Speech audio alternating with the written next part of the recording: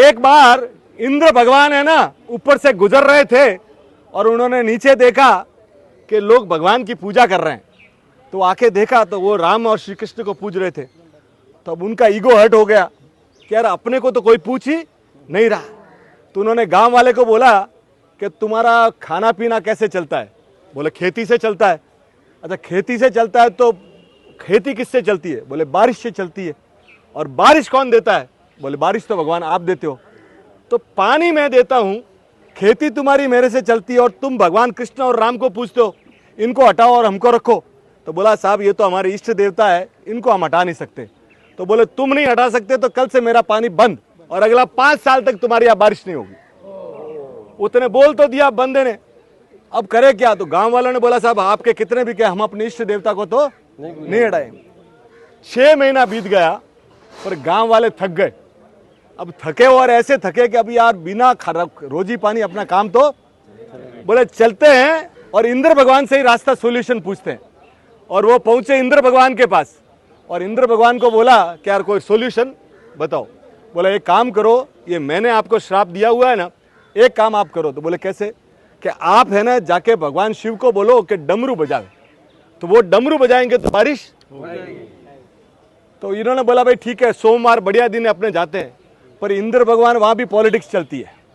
उनके मन में आया कि यार श्राप भी मैंने दिया और सॉल्यूशन भी मैंने बता दिया, तो ये तो लफड़ा वाला काम है। तो पहले पहुंच के भगवान के पास बोले महादेव की पूजा अर्चना की और महादेव को बोला।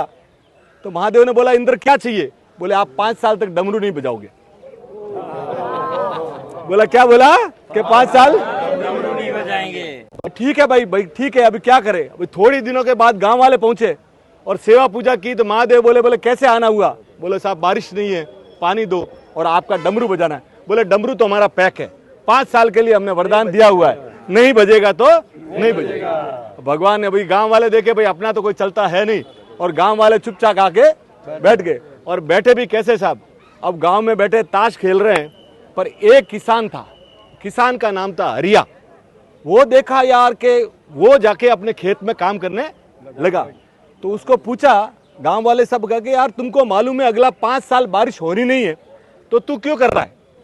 तो वो बोला, उसके मुंह से निकला कि साहब ऐसा है कि बीज जो है ना मेरे घर पड़े पड़े खराब हो जाएंगे, तो बीज बोने का काम मैं नहीं करूंगा तो मेरा दूसरा अगले साल क्या काम? दूसरा मैं अपनी मेहनत नहीं करूंगा तो मेहनत करना भूल जाऊंगा।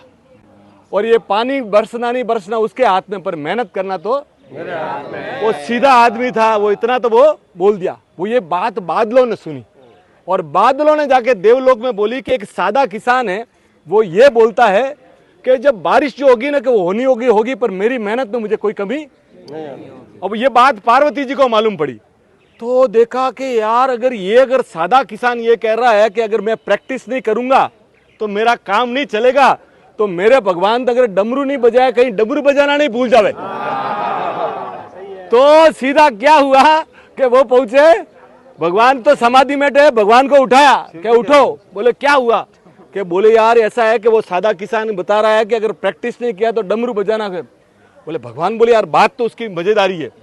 तो भगवान ने चेक करने के लिए एक बार डमरू वो चेक करने के लिए जैसे ही डमरू बजाया कि बारिश हो गई। तो बारिश होते ही उसकी जो फसलें रड़ी थी। तो साहब जीवन में अपना धंधा कम चले ज्यादा चले, अपनी प्रैक्टिस में कमी नहीं आनी चाहिए। इसलिए बोलते हैं कि लगे रहो मुन्ना भाई, तो जिंदगी में कोई कमी नहीं आनी चाहिए। Thank you sir. अंकुर नमक, असली नमक। नमक कम ही खाएं पर अच्छा खाएं।